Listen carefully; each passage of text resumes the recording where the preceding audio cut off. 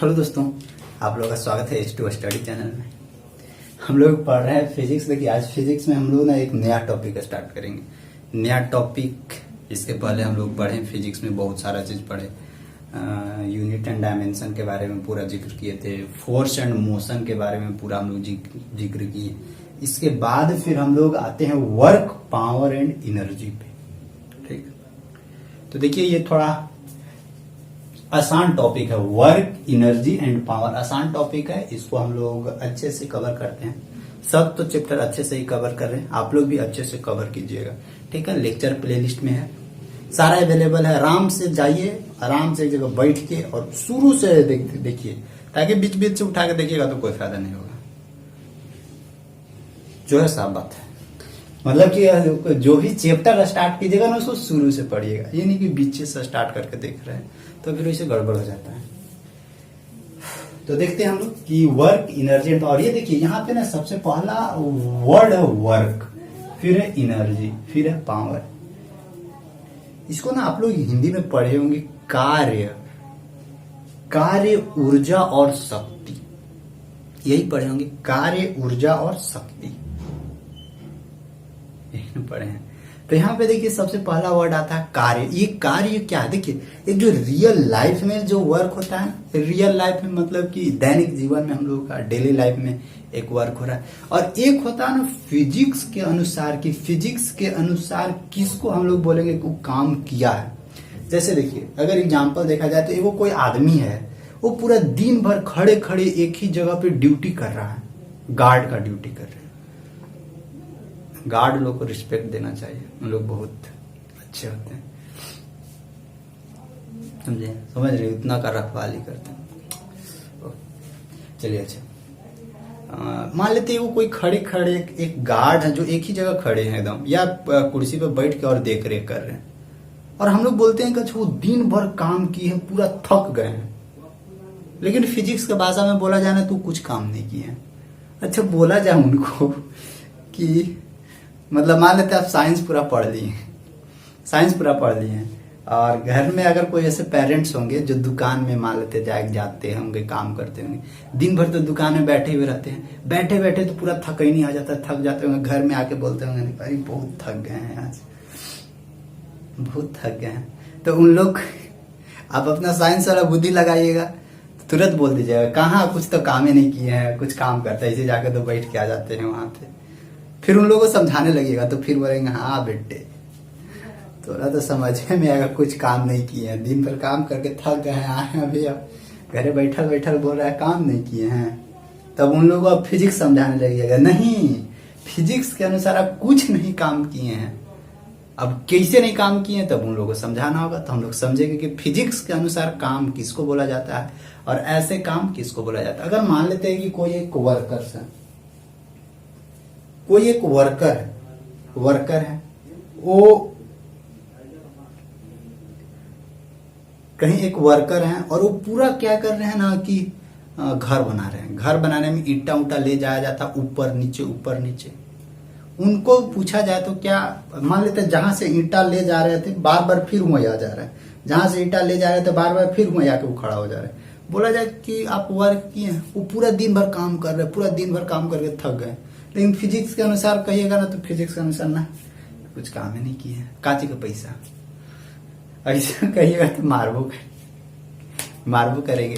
जवान लोग रहते हैं जो सेना रहते हैं, जो बॉर्डर पे रहते हैं, उन लोग एक जगह खड़े रहते हैं, एक जगह खड़े रहते हैं।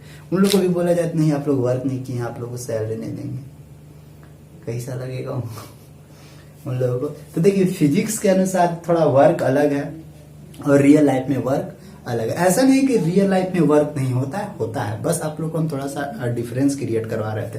जैसे कुल्ली लोग देखिए, जो कपार पे पूरा अच्छा आप लोग कुल्ली लोग छोड़िए ना, आप लोग भी बोड़ा धोते होंगे, गेहूं मान लेते गेहूं ले लिए पूरा बोड़ा पे और अंदर ले जा रहे हैं, या कुछ ऊपर रखता है ना गेहूं कपार पे रख के और ले जाते, तो आप खूब ढो रहे हैं, ढोते ढोते पूरा थक गए, तो क्या आप लोग वर्क किए? नहीं किए वर्क।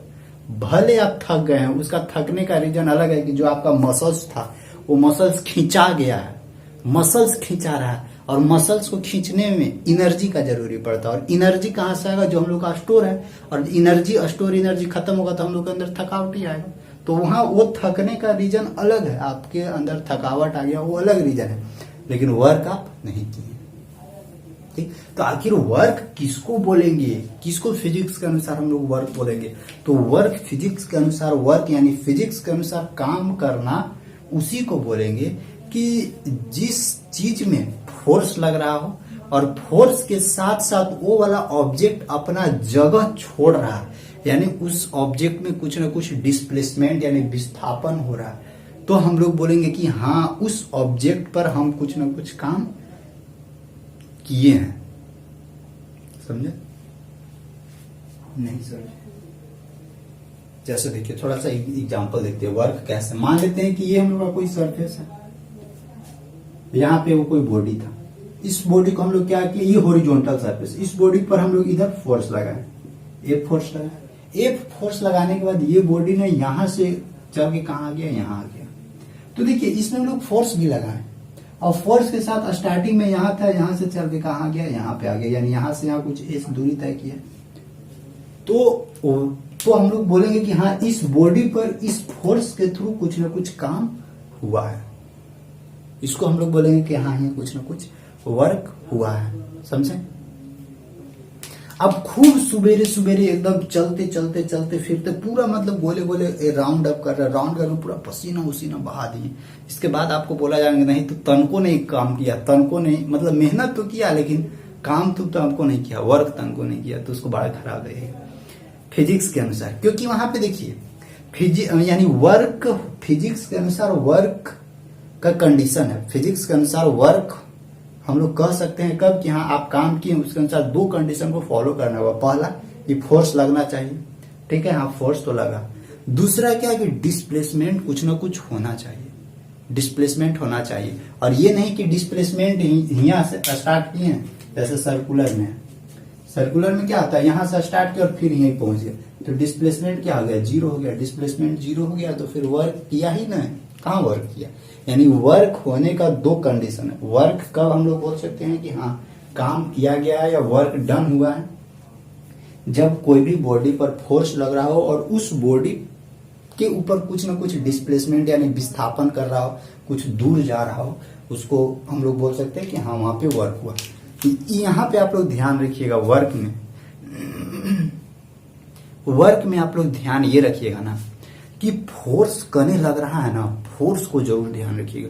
फोर्स का डायरेक्शन और डिस्प्लेसमेंट कने कने हो रहा है ना, इसको बहुत बारीकी से यहाँ पे ध्यान रखना है कि आप कौन सा फोर्स के अनुसार डिस्प्लेसमेंट ले रहे हैं और उसका वर्क डन निकाल रहे हैं। तो वर्क डन निकालने के लिए वर्क डन किस किस चीज पे डिपेंड करता है, वर्क डन डिपेंड करता है फोर्स और डिस्प्लेसमेंट पे डिपेंड करता है। यानी इस पे हम लोग फोर्स लगाएं तो इसके अंदर कुछ ना कुछ डिस्प्लेसमेंट यानी अपना जगह को छोड़ के आगे बढ़ा, तो इस दोनों को हम लोग जब मल्टीप्लाई करेंगे, फोर्स और डिस्प्लेसमेंट को मल्टीप्लाई करेंगे ना, तो हम लोगों को क्या मिलेगा, वर्क मिलेगा। यानी फिजिक्स के अनुसार वर्क होने के लिए दो कंडीशन का जरूरी है, फोर्स और फिर उस ऑब्जेक्ट के अंदर डिस्प्लेसमेंट। जैसे हम अभी आप लोगों को पढ़ा रहे हैं,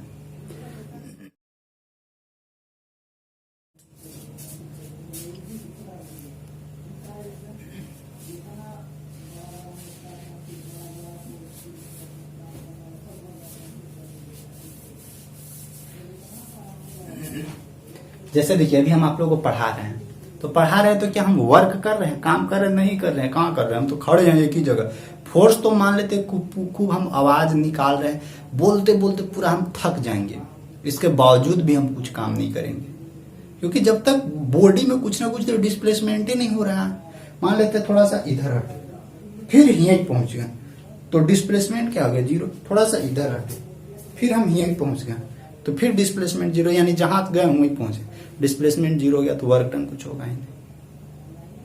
समझ में आया वर्क डन क्या होता है? अब देखिए वर्क डन का कुछ कुछ डिफिनीशन है, उस डिफिनीशन को हम लोग समझते हैं कि क्या होता है सो डिफिनीशन। अब देखिए मान लेते हैं कि हम लोग दौड़ रहे हैं सीधा, स्ट्रेट फॉरवर्ड दौड़ रहे हैं एकदम सीधा, तो क्या हम वहां पे वर्क होता है? वर्क होता है। कैसे वर्क होता है? फोर्स हम लोग लगाते हैं। कैसे फोर्स लगाते हैं? हम लोग पृथ्वी को ना पीछे की ओर तिरछे धक्का देते हैं, तो पृथ्वी भी हम लोग के ऊपर धक्का देता है, यानी पृथ्वी हम लोग के ऊपर फोर्स लगा रहा है, और फोर्स लग रहा है और डिस्प्लेसमेंट सीधे भाग रहे हैं। तो यानी वो जितना पृथ्वी हम मेरे ऊपर फोर्स लगा रहे हैं वो वाला इंटू डिस्प्लेसमेंट, दोनों को मल्टीप्लाई करेंगे तो हम लोग को क्या निकल जाएगा? वर्क डन निकल जाएगा। ठीक है, तो देखते हैं थोड़ा सा वर्क डन को हम लोग डिफिनेशंस के फॉर्मेट में ले चलते हैं और यहाँ से हम लोग समझते हैं कि डिफिनेशन क्या होगा। तो देखिए, वर्क, एनर्जी एंड पावर है ना। तो सबसे पहले वर्क के बारे में समझते हैं। देखिए, वर्क क्या है? When force is applied on a body, जब भी कोई भी बॉडी पर हम लोग फोर्स अप्लाई करेंगे, देखिए फिगर के अनुसार समझिएगा, जब भी कोई बॉडी पर हम लोग फोर्स अप्लाई किए हैं, and the body displaced in the direction of force, तो बॉडी क्या है? इसी फोर्स के ही डायरेक्शन में, यही फोर्स के ही डायरेक्शन में क्या हो गया? डिस्प्लेसमेंट हो गया। डिस्प्लेसमेंट मतलब होता है विस्थापन। विस्थापन मतलब कि मिनिमम डिस्टेंस बिटवीन 2 पॉइंट। ठीक, 2 पॉइंट के बीच का सबसे शॉर्टेस्ट डिस्टेंस होता है ना, वही विस्थापन कहलाता है। अच्छा ठीक है, displacement in the direction of force, then we can say that work is to be done. तब हम लोग क्या बोल सकते हैं कि काम कुछ ना कुछ वहां पे हुआ है। समझे? तो वर्क डन हम लोग किसको बोलेंगे? जब भी कोई भी बॉडी पर हम लोग फोर्स अप्लाई करेंगे और उस बॉडी में कुछ ना कुछ डिस्प्लेसमेंट जब तक नहीं होगा तब तक हम लोग नहीं बोलेंगे कि वहां पे वर्क डन हुआ है। जैसे कि अगर दीवार, कहीं एक दीवार खड़ा है, पूरा उसको आप धक्का दे रहे हैं, पूरा जोर लगा रहे हैं, पूरा जोर लगा के उसको धक्का दे रहे हो, पता चल रहा है दीवार साला हिलिए नहीं रहा है वहां से, और पूरा दिन भर लगाते लगाते थक गए हैं, इसके बावजूद ही दीवार नहीं हिल रहा। तो वहां पे क्या? फोर्स तो खूब लगाए, लेकिन थोड़ा सा भी दीवार के अंदर डिस्प्लेसमेंट नहीं हुआ। तो क्या वहां पे वर्क डन हुआ? नहीं हुआ वर्क डन। वहां पे कहाँ हुआ? नहीं हुआ, क्योंकि जब तक डिस्प्लेसमेंट नहीं होगा तब तक वर्क डन होगा ही नहीं।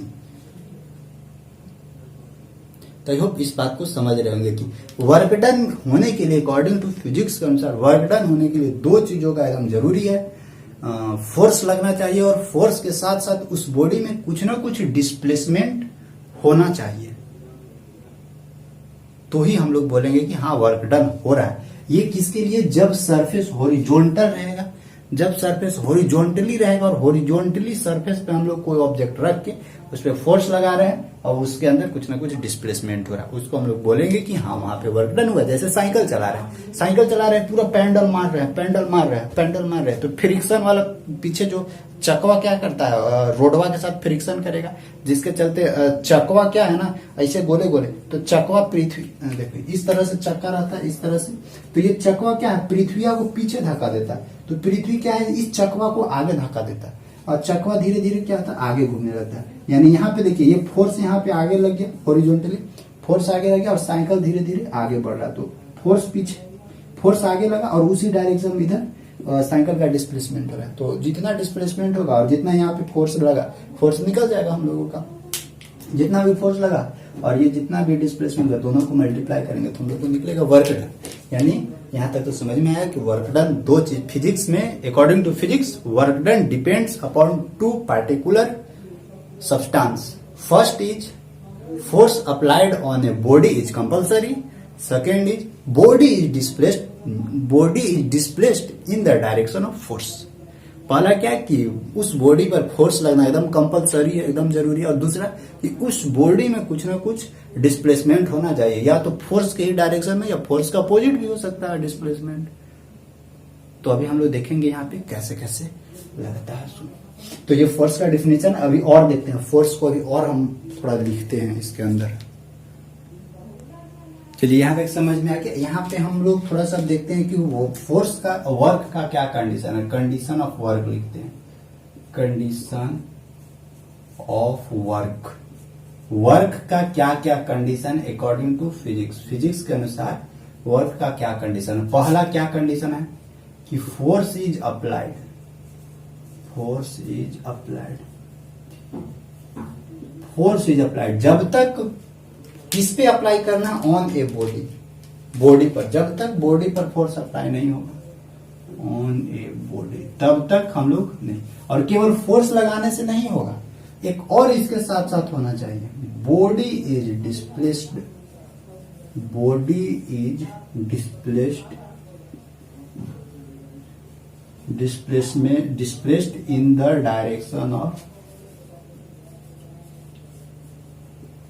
इन the direction of force, in the direction of force, या फिर अपोजिट भी हो सकता है, फोर्स के डायरेक्शन के अपोजिट भी हो सकता है डिस्प्लेसमेंट, वो बताएंगे कैसे होगा।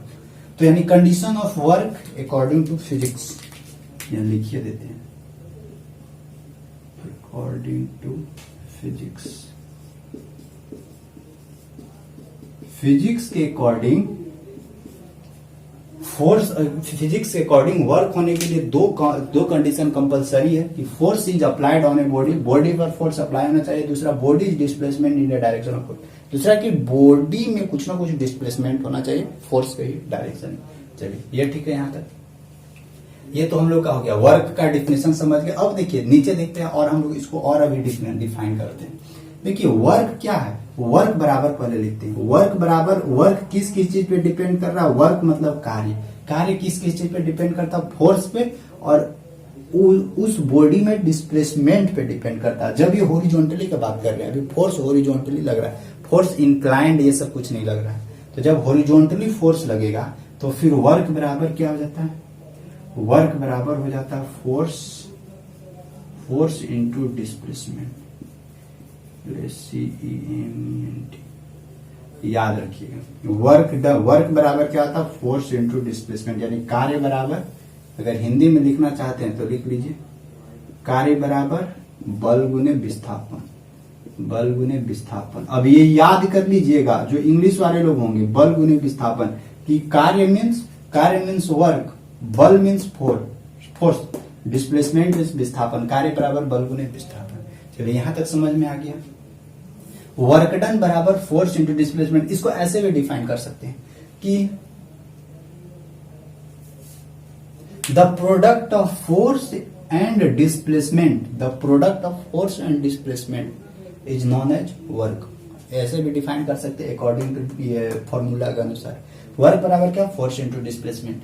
ये कब है? जब हम लोग हॉरिजॉन्टली काम कर रहे हैं, हॉरिजॉन्टली फोर्स लगा रहे हैं उस सिचुएशन। अच्छा, वर्क के बाद यहाँ आई तो वर्क का अब इसके अनुसार कुछ ना कुछ तो ऐसा यूनिट भी निकलेगा। इसको W बराबर हम लोग क्या लिख देते हैं? W बराबर F इंटू एस डालते हैं, ठीक, W बराबर F इंटू एस डालते हैं। अभी देखिए W बराबर F इंटू एस हो गया।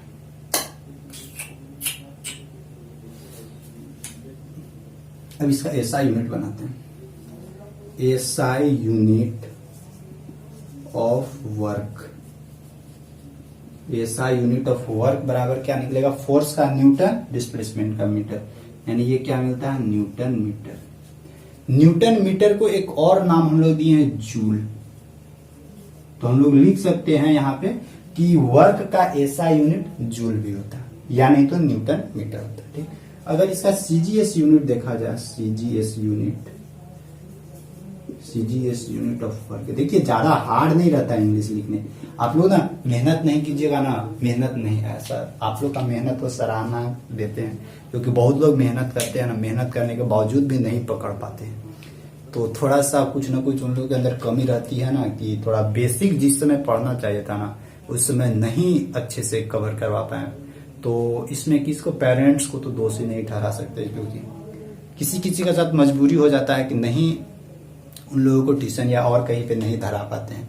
तो मेहनत तो करते हैं, बार बार मतलब कि ये कहना ठीक नहीं है कि आप लोग मेहनत नहीं करते हैं, मेहनत करते हैं, ऐसा नहीं कि, लेकिन किसी का है ना कि पकड़ नहीं पाते हैं। वो जो कैच होता है ना, कैच, वो कैच नहीं देखते हैं कि कैच लेना, बार बार कभी नहीं होता है कि कैच छूट जा रहा है, कैच छूट जा रहा है। तो कैच छूट जा रहा है तो उसको पकड़ने का क्या उपाय है कि बार बार प्रैक्टिस करना होगा, तभी लास्ट में बॉल ऐसे कर खपाक मार ऐसे ये हो जाता है।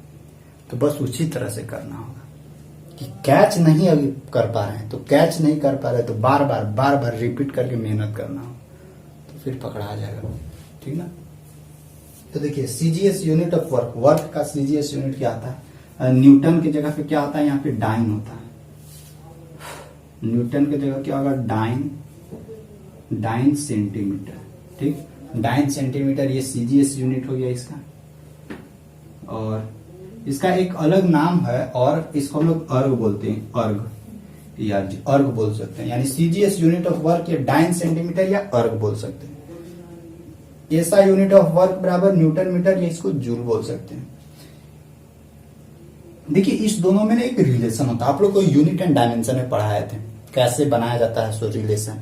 यूनिट एंड डायमेंशन वाला लेक्चर में बहुत अच्छे से इसको कवर किया। तो यहाँ पे एक इसका रिलेशन होता है, 1 जूल बराबर 10⁻7 अर्ग। याद रखिएगा इसको, 1 जूल बराबर 10⁻7 अर्ग। इसको अगर यहां से एक अर्ग लिखना हो, एक अर्ग, तो हम लोग लिख सकते हैं 10⁻⁻7 जूल। ठीक, एक अर्ग बराबर 10⁻�7। इतना हो गया। ये सब सारा चीज हम वर्क का सारा फंडामेंटल हम वर्क से रिलेटेड केवल बात कर रहे हैं, वर्क यानी कार्य का सारा स्टेटमेंट। इतना हो गया। अभी वर्क से रिलेटेड अभी और बात करते हैं, और क्या हो सकता है वर्क। देखिए ये वर्क क्या, कौन सा क्वांटिटी है, वेक्टर क्वांटिटी या स्केलर क्वांटिटी, यानी सदिश राशि है कि अदिश राशि है। देखिए फोर्स क्या है, फोर्स सदिश राशि है, सदिश राशि यानी वेक्टर क्वांटिटी। डिस्प्लेसमेंट भी सदिश राशि है, डिस्प्लेसमेंट भी सदिश राशि है, यानी इस दोनों के पास मैग्नीट्यूड के साथ साथ डायरेक्शन भी है। लेकिन इस दोनों के प्रोडक्ट जो हम लोग का वर्क है, वर्क एक क्या है, वर्क एक स्केलर क्वांटिटी है, यानी ये एक अदिश राशि है। यानी वर्क के पास केवल और केवल मैग्नीट्यूड होता है, इसके पास डायरेक्शन नहीं होता। यानी ये दो सदिश राशियों का, यानी दो वेक्टरों के प्रोडक्ट होने के बावजूद भी ये एक स्केलर क्वांटिटी देता है। क्योंकि ये दोनों देखिए, ये दोनों वेक्टर है तो इसको भी वेक्टर होना चाहिए। मैक्सिमम कंडीशन क्या था, ये दोनों वेक्टर तो ये भी वेक्टर होता था। लेकिन इस सिचुएशन में ये दोनों वेक्टर है, लेकिन ये वर्क क्या, स्केलर क्वांटिटी। तो यहां से एक और लाइन हम लिखते हैं, work is a scalar quantity. Point और बनाते हैं इसमें, ऊपर वाला मिटाते हैं और नीचे जगह। अभी वर्क के बारे में बहुत से बताएंगे। अभी फिर इसका डायमेंशन फार्मूला भी आप लोगों को बताना है हमको कि डायमेंशन इसका क्या होगा। देखिए यहां पे लिखते हैं, वर्क इज ए पॉइंट, सब पॉइंट बना के लिखिएगा। Work is a scalar quantity,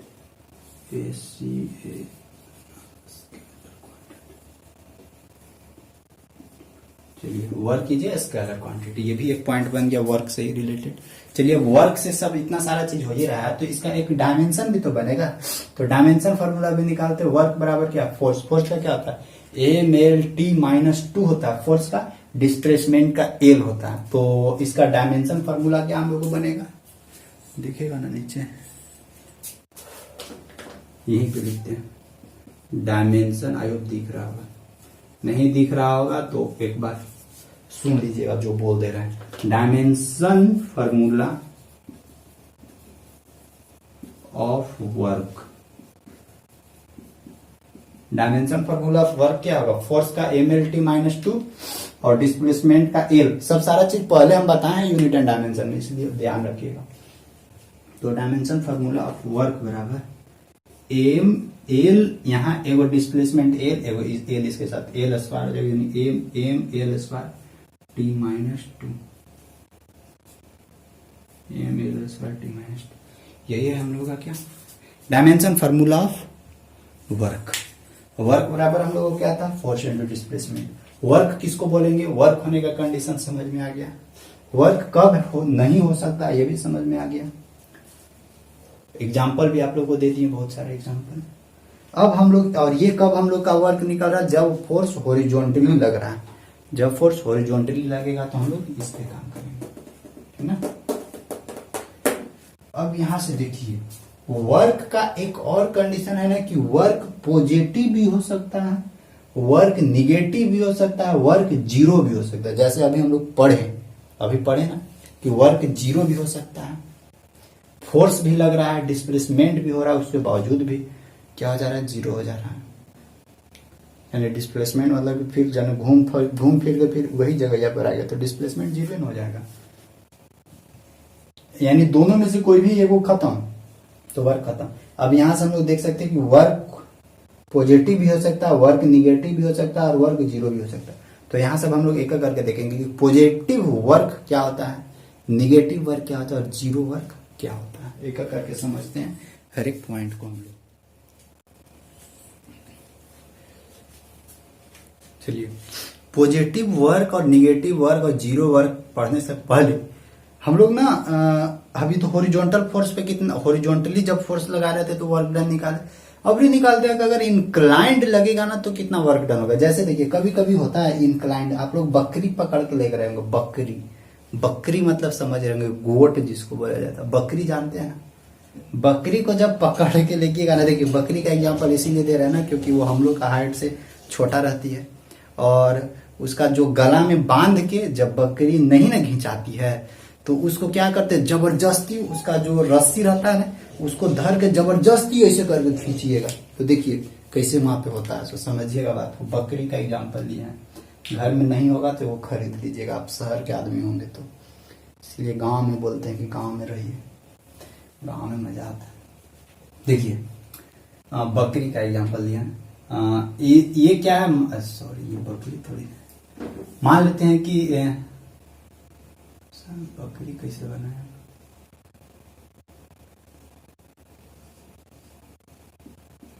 चार पैर है बकरी।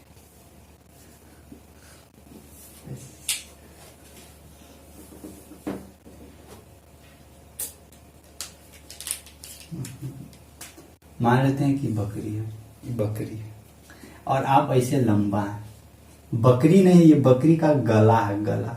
यहाँ पे आप क्या करते होंगे, देखिए उसका गला में रस्सी बांधा रहता है। जब बकरी नहीं ना खिंचाती है तो आप थोड़ा लंबा है, आपका हाथ ऊपर है, तो ये जो रस्सिया है ना इसको गलवा से ये ऐसे धर ले रहिएगा रस्सिया आप, और ये जोर से इसको धर के ऐसे करके खींचेगा। नहीं तो आप लोग ना बचवन के देखिए ना, बचवन को जो गड़िया रहता है ना, गड़िया उन लोग बड़ा दिमाग लगाता है, आप लोग भी दिमाग लगाए होंगे, हम भी दिमाग लगाते थे। जब ये नहीं ना चलता तो क्या करते हैं ना कि वो रस्सी बांध लेते हैं यहाँ पे और खींचे मतलब ऐसे खींचते रहते हैं, ढुंगुनाते रहते हैं, करते थे ना।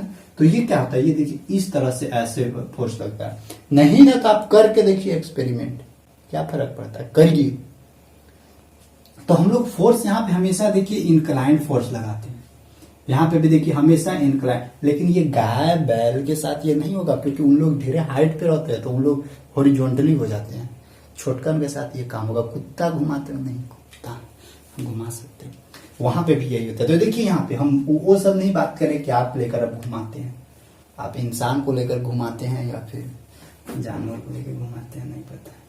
लेकिन ध्यान रखिएगा यहाँ पे ये फोर्स है, ये फोर्स हम लोग का इंक्लाइंड लग रहा है, हम लोग का यहाँ पे गौर कर। तो यही देखिए इंक्लाइंड फोर्स के चलते इस बॉडी में क्या हो रहा है, डिस्प्लेसमेंट हो रहा है। अब एक एक्चुअल में फिगर बढ़िया बनाते हैं और उसको एनालिसिस करते हैं अच्छा से।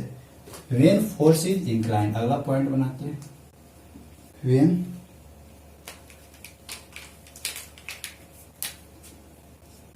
फोर्स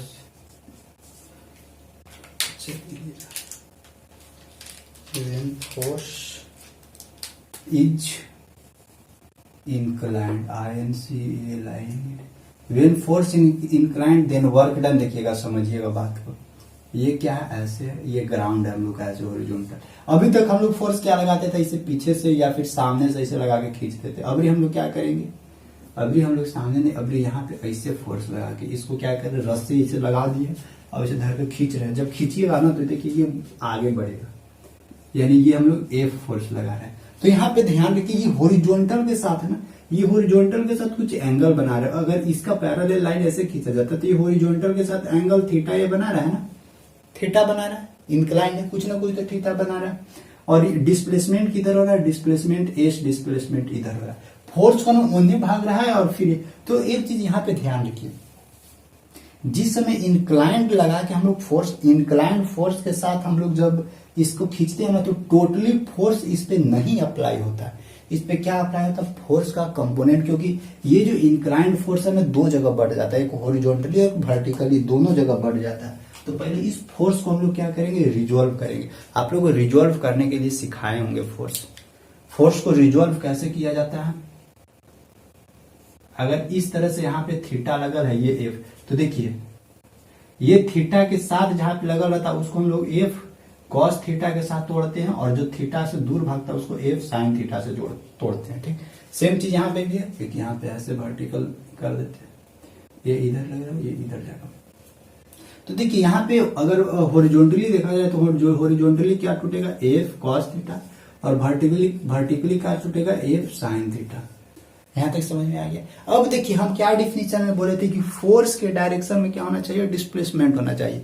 तो देखिए, तो ये जब डिस्प्लेसमेंट इन्हें हो रहा है तो कौन सा फोर्स के चलते इधर डिस्प्लेसमेंट हो रहा है, एफ कॉस थीटा से ही नहीं इन्हें डिस्प्लेसमेंट हो रहा है, एफ साइन थीटा तो नीचे या ऊपरे की ओर लग रहा है, इस क्योंकि ऊपरे तो बॉडी जा नहीं रहा है, बॉडी हॉरिजॉन्टली भाग रहा है, तो कौन सा फोर्स के चलते भाग रहा है, एफ कॉस थीटा फोर्स के चलते भाग रहा है, डिस्प्लेसमेंट भी इधर ही हो रहा है। तो अगर इंक्लाइंड बॉडी में वर्क डन निकालना हो तो हम लोग कैसे निकालेंगे, इंक्लाइंड बॉडी में वर्क डन वही फोर्स इनटू डिस्प्लेसमेंट एक जनरल फार्मूला होता है। तो यहां से हम लोग को क्या मिलेगा, इंक्लाइंड बॉडी के लिए वर्क डन क्या हो जाएगा, हम लोग वर्क डन के बराबर क्या जानते हैं, फोर्स इनटू डिस्प्लेसमेंट जानते हैं ना, फोर्स इनटू डिस्प्लेसमेंट जानते हैं, जबकि फोर्स बराबर क्या है, एफ कॉस थीटा। समझिएगा, एकदम सिंपल वे में समझाने की कोशिश कर रहे हैं। आप लोगों ने कोई इमेज लगा दे रहे हैं, इमेज देखिए पहले तो फिर और अच्छा समझ में आएगा। F cos theta into displacement क्या है, इधर एस है, F cos theta into S, यानी फाइनली हम लोग को क्या मिलता है, एफ एस को एक जगह ले आते हैं, एफ एस, और कॉस थीटा को इधर डाल देते हैं। अगर आप लोग मेरा जो वेक्टर हम आप लोग को पढ़ाए थे ना, वेक्टर में हम आप लोग को डॉट प्रोडक्ट पढ़ाए थे, अगर याद होगा ना तो थोड़ा दिमाग खोलिए। डॉट प्रोडक्ट क्या हम बताए थे ना कि ए वेक्टर डॉट बी वेक्टर रहेगा तो इसको हम लोग क्या लिख सकते हैं, ए बी कॉस थीटा लिख सकते हैं। यहाँ पे क्या है, एफ एस कॉस थीटा, यानी फोर्स डिस्प्लेसमेंट कॉस थीटा, तो इसको हम लोग लिख सकते हैं क्या, एफ डॉट एस, यानी ये डॉट प्रोडक्ट का ये है हम लोग का रिजल्ट। ये दोनों क्या था, दोनों वेक्टर है, फोर्स और डिस्प्लेसमेंट दोनों वेक्टर है, दोनों वेक्टर का डॉट प्रोडक्ट को अगर तोड़ेंगे तो हम लोग को क्या मिलता है, ए बी कॉस थीटा, यानी ए का मैग्नीट्यूड और बी का मैग्नीट्यूड और कॉस थीटा। यहां तक हम लोग का क्या था, एफ और एस मैग्नीट्यूड के साथ था, कॉस थीटा एंगल था, इस दोनों वेक्टर के बीच का एंगल था ये। उसी तरह से ना डिस्प्लेसमेंट इधर हो रहा है और फोर्स इधर हो रहा था, तो फोर्स और फिर डिस्प्लेसमेंट के बीच का हम लोग का एंगल था थीटा। तो यहां से हम लोग क्या मिल रहा है, एफ एस कॉस थीटा, यानी इसको हम लोग लिख सकते हैं एफ डॉट एस। यानी यहां से भी एक चीज और पता चल रहा है कि वर्क डन क्या है, जब इंक्लाइंड रहेगा तो वर्क डन क्या हो जाता है, फोर्स इंटू डिस्प्लेसमेंट का डॉट प्रोडक्ट है। यहां से एक चीज और पता चल रहा है, तो हम लोग को फाइनली डब्ल्यू बराबर क्या मिलेगा, एफ एस भी लिख सकते हैं, F dot S dot product. अब जब डॉट प्रोडक्ट तोड़ते हैं, ये दोनों वेक्टर है, जब डॉट प्रोडक्ट को तोड़ते हैं तो फाइनली हम लोग को क्या मिलता है, एफ एस कॉस थीटा, यानी वर्क डन बराबर F S cos theta inclined body के लिए होता है। और एफ, अब इसको आप लोगों को समझ में आया कि एफ डॉट एस क्यों लिखे, क्योंकि ये एक क्या है, डॉट प्रोडक्ट का ये रिजल्ट है, तो इसको हम लोग डॉट प्रोडक्ट के पास लिया है, तो काम बन गया। आप लोग ना बहुत तो सुनते होंगे कि W बराबर एफ एस, डब्ल्यू बराबर एफ एस, और फिर लोग यही बोलते होंगे W बराबर एफ एस और ये डॉट प्रोडक्ट है, इसको तोड़ेंगे तो एफ एस कॉस थीटा होगा। लेकिन रियल में W बराबर एफ एस नहीं पहले आया, रियल में पहले क्या आया, एफ एस कॉस थीटा है। इसके बाद हम लोग इसको लिखते हैं एफ डॉट एस। लेकिन हम लोग को क्या पहले से मास्टर उल्टी पढ़ाते चलते हैं, हम लोग इसी पढ़ा दिए थे मास्टर कि W बराबर एफ एस होता है, इसको तोड़ोगे डॉट प्रोडक्ट, इसको तोड़ोगे तो एफ एस कॉस थीटा हो जाएगा। लेकिन मास्टर हमको ये नहीं समझाया नहीं कि नहीं बाबू, पहले ये वाला होता है ऊपरी वाला, इसके बाद ये वाला आता है। समझे कैसे आता है उसमें, तो डायरेक्ट लोग यही बता देते हैं एफ डॉट एस, और फिर तोड़ते हैं कि नहीं अब इस डॉट प्रोडक्ट है, इसको तोड़ोगे तो एफ एस कॉस थीटा होगा। तो कहाँ समझ में आएगा, उल्टी तो पढ़ा देते हैं, फिगर है, अब समझ में आ गया होगा। कैसे इंक्लाइंड आप देखिए ना, आप कैसे आप करते हैं, अगर पंप को खींचना है ना, पंप जो चक्का वाला पंप है, तो उसका सामने से क्या करते हैं, रस्सी लगा देते और 4-5 को मिल के जनरेटर, देखिए जनरेटर को कैसे खींचते हैं, सब जगह इंक्लाइंड फोर्स लगाते हैं, समझे। अब यहाँ पे देखते हैं एफ एस कॉस थीटा, देखिए यहाँ पे थीटा पे डिपेंड कर रहा है, जब इंक्लाइंड हो जाएगा तो थीटा का सिचुएशन देखते हैं कि जब थीटा 0 डिग्री रहेगा तब कितना वर्क डन होगा, जब 90 डिग्री होगा तब कितना वर्क डन होगा, 180 डिग्री होगा तब कितना वर्क डन होगा। इससे रिलेटेड अब हम लोग बात करते हैं एफ एस कॉस थीटा पे, यानी इंक्लाइंड बॉडी के लिए अब समझ में आ गया, इसको समझते आगे। और फिर वर्क के बारे में तो सारा चीज बताई थी। ये सब अब आप लोगों को केवल न्यूमेरिकल के लिए था। देखिए हम लोग अभी क्या निकाले, W बराबर W बराबर एफ एस कॉस थीटा।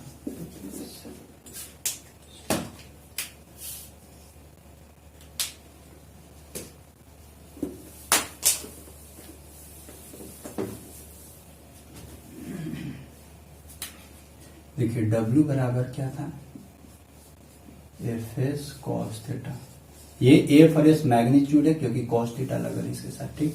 अब देखते हैं थीटा का डिफरेंट डिफरेंट वैल्यू बैठा के देखते हैं। ये कब होगा, जब हम लोग सरफेस था इस पे इंक्लाइंड फोर्स एफ लगा दिए, क्योंकि ये थीटा यहाँ पे बनेगा क्या, इधर एफ कॉस थीटा और डिस्प्लेसमेंट इधर हो रहा था, दोनों का प्रोडक्ट।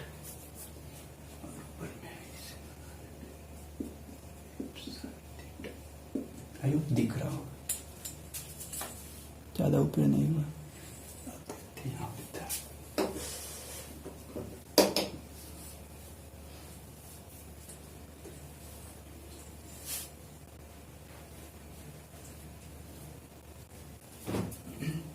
समझिए इसको, W बराबर एफ एस कॉस थीटा। देखिए वेन कंडीशन बनाते हैं, when theta is 0 degree. Theta is 0 degree मतलब क्या, थीटा इज 0 डिग्री, ध्यान समझिएगा, थीटा इज 0 डिग्री यानी जने डिस्प्लेसमेंट होगा वही फोर्स लग रहा है, यानी यहाँ एंगल नहीं बनेगा। तो यहाँ पे अगर थीटा जैसी 0 डिग्री लेंगे तो इस सिचुएशन में क्या होगा कि अगर डिस्प्लेसमेंट एन हो रहा है, एस डिस्प्लेसमेंट, तो फोर्स वो क्या लगेगा, फोर्स वो एन ही लगेगा, यानी हॉरिजॉन्टली। तो हॉरिजॉन्टली बराबर क्या आता है, वर्क डन बराबर फोर्स इनटू डिस्प्लेसमेंट। और वैसे भी इस सिचुएशन में क्या है, दोनों को देखिए, दोनों एक ही डायरेक्शन में भाग रहा है, तो दोनों एक ही डायरेक्शन में भाग रहा है, यानी थीटा 0। उस सिचुएशन में अगर cos 0 का वैल्यू रखेंगे तो 1 आएगा और डायरेक्ट वही निकलेगा, वर्क डन बराबर फोर्स इनटू डिस्प्लेसमेंट। तो व्हेन थीटा इज 0 तो इस तरह का फिगर बनेगा, एकदम कोई यहाँ पे इंक्लाइंड नहीं है, तो उस सिचुएशन में वर्क डन क्या निकलेगा, F S cos 0 degree. cos 0 का वैल्यू 1, तो फाइनली क्या देखने को मिलेगा, W बराबर एफ एस। बस जब थीटा बराबर 0 तो W बराबर वर्क डन बराबर फोर्स इनटू डिस्प्लेसमेंट हो जाएगा। पहला कंडीशन बन गया, यानी इस सिचुएशन में हम लोग का क्या मिल रहा है, फोर्स मिल रहा है पॉजिटिव। फोर्स पॉजिटिव मिल रहा है क्योंकि जिस डायरेक्शन में फोर्स लग रहा है ना उसी डायरेक्शन में डिस्प्लेसमेंट हो रहा है। वैसा सिचुएशन में हम लोग का फोर्स पॉजिटिव मिलता है, पॉजिटिव वर्क इसको बोलेंगे। तो बेंच ले लीजिए, बेंच को पूरा पीछे से धक्का दे रहा है, धक्का देके बहुत आगे ले गया, धक्का देते देते बच्चा लोग को देखते होंगे कुर्सी के सामने इसे खड़ा हो जाएगा, कुर्सी पे या नहीं कुर्सी या टेबल के सहारे खड़ा हो जाएगा, पूरा उसको धक्का दे रहा है, धक्का देते देते देखिए हम लोग फोर्स उन्हीं लगा रहा है और कुर्सियों भी उन्हीं ढूंढना के जा रहा है, ढूंढना नहीं रहा है, मतलब उधर आगे बढ़ रहा है, आगे बढ़ रहा है। तो फोर्स इंटू डिस्प्लेसमेंट, बच्चा भी फोर्स लगा रहा है, force into displacement work done, यानी वो वर्क कर रहा है, समझे। और आप क्या करिएगा, जाकर उस पर बैठ जाइएगा, बस बच्चा धक्का नहीं दे पाएगा, मतलब आप बड़ा हो गया तो उसको सता रहे हैं। वाह वाह, यही करते हैं आप लोग। नहीं, बच्चा है, मन का सच्चा होता है। तो W बराबर एफ एस हो जाएगा जब थीटा क्या है 0 डिग्री बनेगा। तो अब आगे देखते हैं और कंडीशन, सेकेंड कंडीशन अब बनाते हैं, वेन थीटा इज 90 डिग्री। देखिए जब थीटा 90 डिग्री होगा उस सिचुएशन में वर्क डन होगा। अच्छा, उस सिचुएशन में कैसे बनेगा, सो देखिए ये है body, theta 90 degree, theta 90 degree यानी फोर्स और डिस्प्लेसमेंट के बीच का एंगल 90 डिग्री होना चाहिए। उस सिचुएशन में क्या करेंगे, फोर्स ऐसे लगा देते हैं, फोर्स ऊपर की ओर, डिस्प्लेसमेंट एने होगा। इस सिचुएशन में देखिए यहाँ पे 90 डिग्री बन रहा है। तो इस सिचुएशन में वर्क डन क्या निकलेगा, देखिए W बराबर एफ एस कॉस थीटा की जगह 90 डिग्री, कॉस 90 मीन 0, यानी वर्क डन बराबर क्या हो जाएगा यहाँ पे 0। और यही काम हम लोग बहुत जगह करते हैं। कैसे करते हैं, सो देखिए मान लेते हैं ये फोर्स नीचे का, हम लोग कपार के ऊपर क्या ले लेते हैं, बोरा ले लेते हैं, बोरा ले लिए और फिर क्या हम लोग कर रहे हैं, आगे बढ़ रहे हैं। देखिए ऊपर से लोड लग रहा है, ये बॉडी लोड लग रहा है और डिस्प्लेसमेंट करने जाता है, यानी ऊपर से देखिए हम लोग ऊपर से लोड लग रहा है, हम लोग आगे बढ़ रहे हैं, यानी फोर्स करने लग रहा है, फोर्स लग रहा है नीचे और डिस्प्लेसमेंट कैसे हो रहा है, डिस्प्लेसमेंट एन हो रहा है, तो नीचे और एन बीच के एंगल कितना बन रहा है, 90 डिग्री। ऐसे फोर्स लग रहा है और डिस्प्लेसमेंट एन कर रहे हैं, तो इस दोनों के बीच के एंगल 90 डिग्री। उस सिचुएशन में क्या होगा, वर्क डन 0 होगा। इसी तरह का सेम पुल्ली काम करता है। पुल्ली जो रेलवे स्टेशन पे लाल कपड़ा में पहने हुए रहता है, उठा के सामान ले जाता है, उठा रहा है जिस समय, उस समय तो वर्क डन कर रहा है, ठीक है, लेकिन कपार पर रखने के बाद वो जो स्टेशन से सामान को बाहर ला रहा है, उस समय वो कुछ काम नहीं कर रहा है, क्योंकि फोर्स और डिस्प्लेसमेंट के बीच का एंगल 0 डिग्री बन गया। यानी उस सिचुएशन में वर्क डन क्या होगा, 0 होगा। तो यहां से समझ में आया कि वर्क डन पॉजिटिव भी हो सकता है, वर्क डन 0 भी हो सकता है। एक और कंडीशन, वर्क डन निगेटिव भी हो सकता है। वो कैसे निगेटिव होगा, अब देखते हैं। आई होप यहां तक समझ में आ गया। जैसे कुआं से पानी खींच रहे हैं, नहीं उसका अलग कंडीशन, अगला में भागेगा। तो ये समझ में आ गया।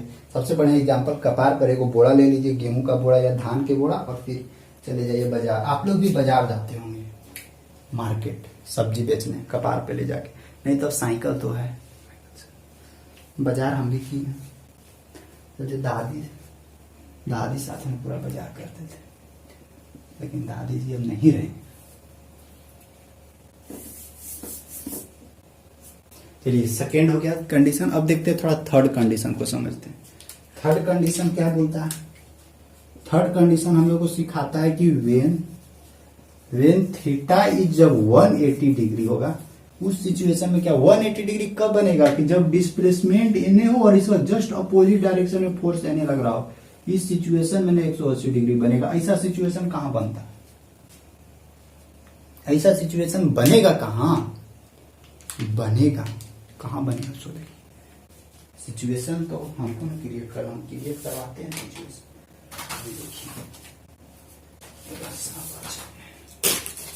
ये क्या है, ये मान लेते हैं ये किताब है, पहले इसको नीचे रखते हैं। देखिए हम नीचे रख दिए, लेकिन आप लोगों को दिख नहीं रहा होगा। अब इसको नीचे हथेली पर रखते हैं, और देखिएगा इसको हम ऊपरे उठा रहे हैं, तो ऊपरे उठा रहे हैं, तो देखिएगा यहाँ 2 को फोर्स लग रहा है, उठा के ऊपरे लेगा। यहाँ पे 2 को फोर्स लग रहा है। कौन फोर्स, कौन कौन लग रहा है फोर्स, एगो इसको ना नीचे देखिए, नीचे ग्रेविटी फोर्स लगा रहा था, नीचे पूरा ग्रेविटी फोर्स से नीचे खींच रहा है, और एगो ऊपरे हम लोग क्या कर रहे हैं, ग्रेविटी फोर्स के अगेंस्ट में ऊपरे मस्कुलर फोर्स लगा रहे हैं। यानी कितना फोर्स लग रहा है, जितना इस बॉडी का वेट होगा ना, मान लेते हैं ये कुछ केजी 1 किलो का, तो 1 किलो गुने 9.8, यानी 9.8 न्यूटन से ये क्या कर रहा है, नीचे खींच रहा है पृथ्वी इसको। अब हम लोग क्या किए, देखिए पृथ्वी फोर्स, यहाँ पे ध्यान दीजिएगा, समझिएगा बात को। इस सिचुएशन में देखिएगा फोर्स करने लग रहा है, फोर्स देखिए नीचे की ओर, यानी जितना इसका वेट है वो वेटवा कहाँ लग रहा है, नीचे की ओर ना, पृथ्वी ने इसको खींच रहा है। छोड़ देंगे ना तो गिर जाएगा, देखिएगा गिरेगा कैसे, छोड़ देंगे फाट जाएगा, सॉरी गिर गया ना। तो देखिए यहाँ पे लोड से नीचे गिरा, तो कितना वेट, कितना ये लगा रहा है, जितना इसका बॉडी का अपना भार है उतना ये नीचे फोर्स लगा रहा है, यानी फोर्स नीचे की ओर लग रहा है। और देखिए नीचे से हम लोग नीचे से इसको ऊपरे ला रहे हैं, यानी डिस्प्लेसमेंट कहाँ हो रहा है, डिस्प्लेसमेंट ऊपरे हो रहा है और फोर्स नीचे लग रहा है।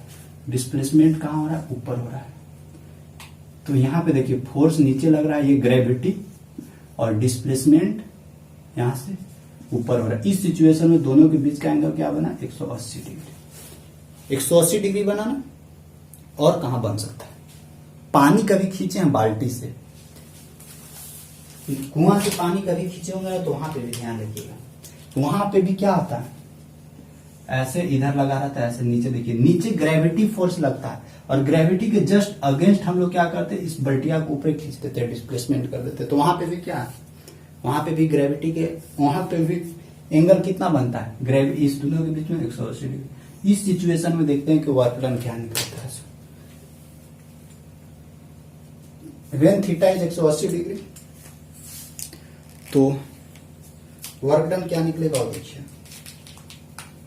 तो W बराबर एफ कॉस थीटा, अभी थीटा 180 है ना, एफ एस कॉस 180। कॉस 180 का वैल्यू कितना होता है,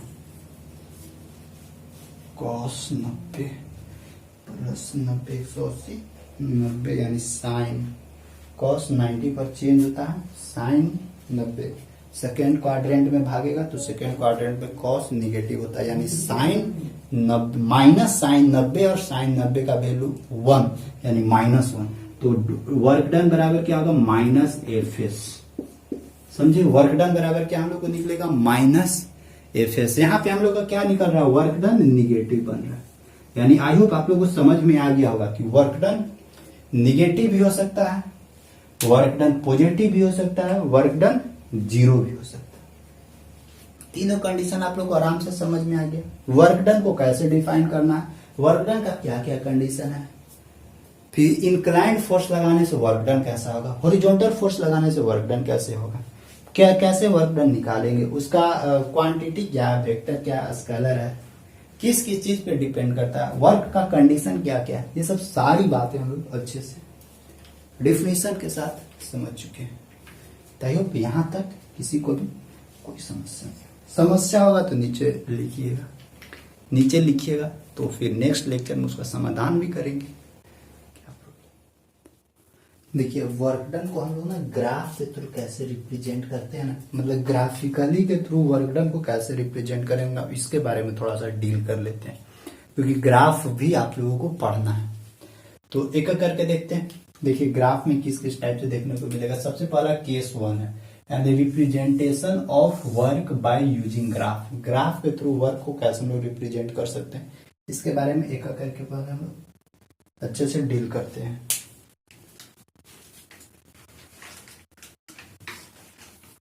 ठीक देखिए केस 1 हम लोग का क्या बोलता है उसको समझते हैं। केस 1 क्या बोलता है work done bye a constant force. जब कांस्टेंट फोर्स लग रहा हो ना कोई भी एक ऑब्जेक्ट पे कांस्टेंट फोर्स लग रहा हो ना तो उस सिचुएशन में ध्यान रखिएगा हम लोग इसमें लेंगे ध्यान रखिएगा ये जो एक्स एक्सिस है एक्स एक्सिस को डिस्प्लेसमेंट एज्यूम करें ठीक CEM और वाई एक्सिस को हम लोग फोर्स मान के चले। तो देखिएगा जिस समय हम लोग कांस्टेंट फोर्स मानेंगे तो देखिए कांस्टेंट फोर्स मानेंगे तो ये कांस्टेंट फोर्स ऐसे स्ट्रेट भागेगा। देखिए फोर्स एकदम मान लेते हैं यहाँ पे 5 न्यूटन फोर्स लगा रहे हैं कोई भी ऑब्जेक्ट पर तो हर एक सिचुएशन में 5 5 5 5 5 ही न्यूटन लगेगा।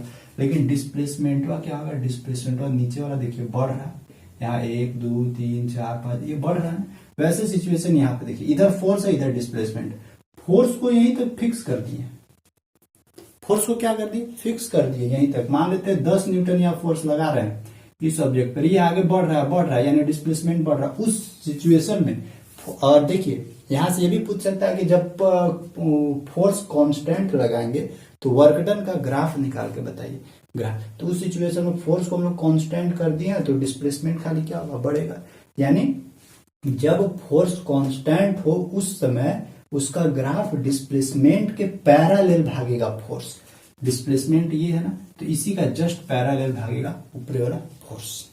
ठीक तो अगर ऐसा सिचुएशन में अगर हम लोग को वर्क डन निकालना है तो वर्क डन डायरेक्ट क्या निकलता है इसका वर्क डन बराबर जो भी इसका ये जो एरिया है ना उस एरिया को आराम से निकाल दीजिए। एरिया क्या है इधर जितना हम लोग का फोर्स लगा यहां से यहां तक जितना भी फोर्स लगा वो इंटू इधर वाला जितना डिस्प्लेसमेंट हुआ वो आराम से यानी एरिया ऑफ रेक्टेंगल या स्क्वायर जो भी बने वो आराम से निकाल दीजिएगा। तो इसका वर्क डन हम लोग को निकल जाएगा।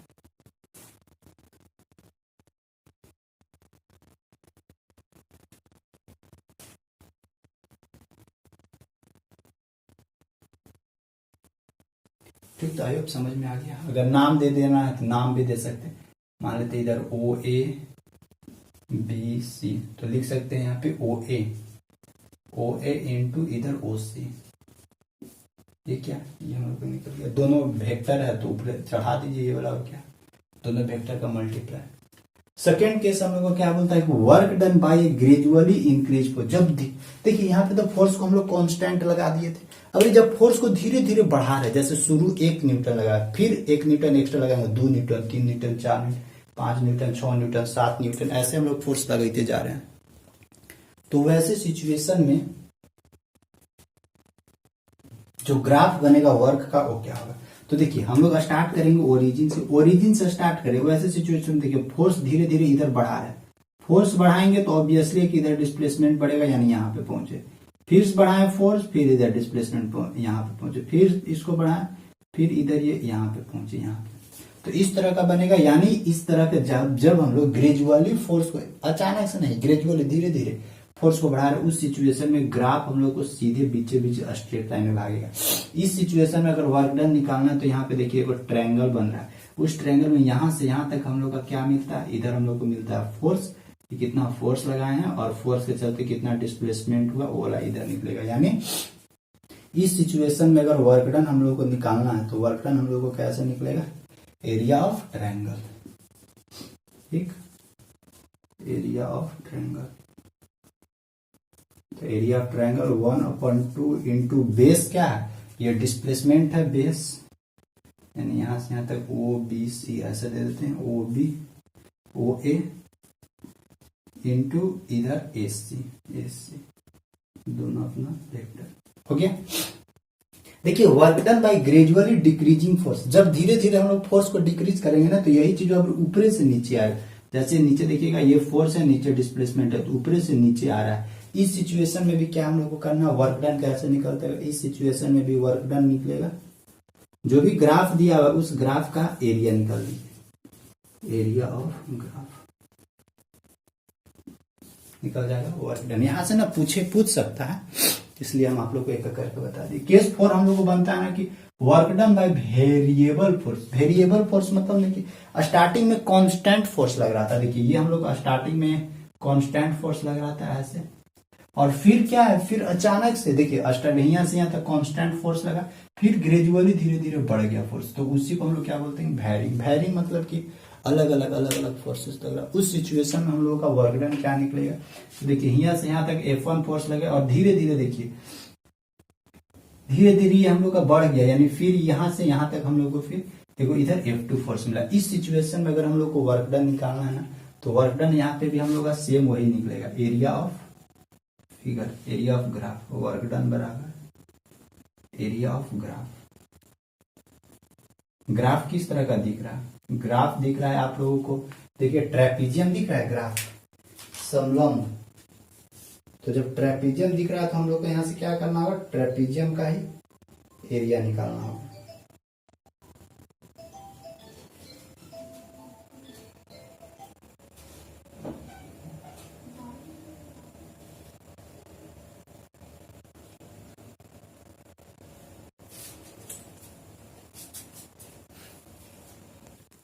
तो यहां से इसको हम लोग लिख देते हैं वर्क डन बराबर एरिया ऑफ ग्राफ। ये F1 ले लेते हैं, ये पूरा F2, और इस दोनों के बीच के डिस्टेंस को x यानी ये डिस्प्लेसमेंट है, तो एरिया ऑफ ग्राफ यानी ट्रेपीजियम बनता है, तो 1/2 गुने दोनों के बीच का डिफरेंस होता है, दोनों के बीच का हाइट यानी x इंटू इस दोनों फोर्स को पैरेलल फोर्स को आराम से ऐड कर दीजिए, तो यही हम लोग को फाइनल निकलता है वर्क डन। तो चारों कंडीशन हो गया, कांस्टेंट फोर्स लगेगा तब, ग्रेजुअली इंक्रीज फोर्स लगेगा तब, ग्रेजुअली डिक्रीजिंग फोर्स होगा तब, फिर work done by varying force होगा तब। एक और होता है work done by torque. Torque मतलब कि थोड़ा घुमाव, यानी वहां पे जो मोमेंटम जनरेट होता है ना टॉर्क, उसके थ्रू कितना, जैसे कि आप लोग वो नहीं होता पार्क में वो गोले गोले घूमने वाला, कितना गोले गोले घूम लिए वो वाला टॉर्क, तो उसको भी देखिए लेते हैं एक बार, वर्क डन बाय टॉर्क। और ग्राफ याद रखिएगा एक एक करके, एग्जाम में ना ऐसे ही सीधे ग्राफ दे देगा, ग्राफ दे देगा तो फिर डायरेक्ट एरिया निकाल देना है सबका, आराम से निकल जाएगा। Work done by torque, TORQUE, work done by torque.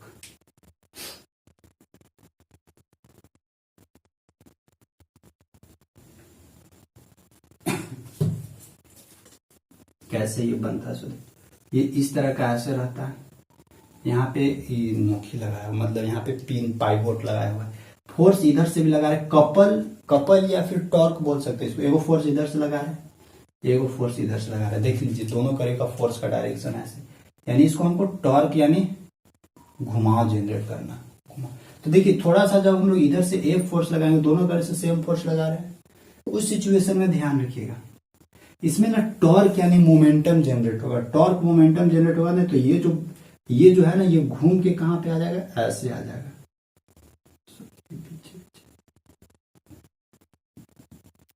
इस तरह से ऐसे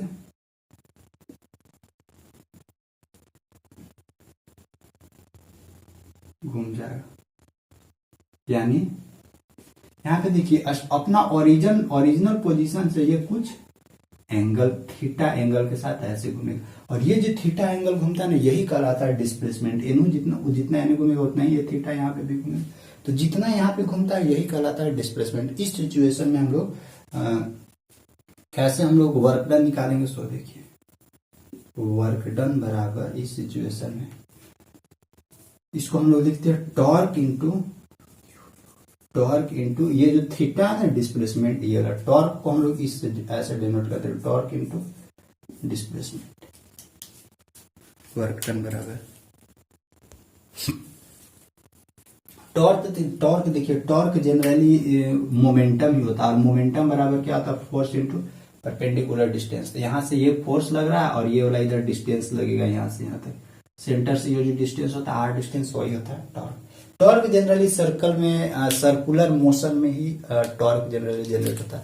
ऐसे आप लोगों को यहाँ से क्वेश्चन पूछेगा तो डायरेक्ट टॉर्क का वैल्यू दे देगा, और थीटा मीन्स कितना एंगल घूम रहा है वो डायरेक्ट यहाँ पे हम लोग को दिया हुआ रहेगा। तो यहाँ से आप लोग आराम से वर्क डन निकाल सकते हैं। तो आई होप वर्क डन का टोटली ग्राफ समझ में आ गया, फिर इसका बेसिक कॉन्सेप्ट समझ में आ गया। इसके बाद हम लोग को और बचा हुआ अभी हम लोग का पावर बचा हुआ है और इनर्जी बचा हुआ है। तो पावर और इनर्जी है अभी, और इसके साथ साथ कुछ न्यूमेरिकल भी हम लोग करेंगे।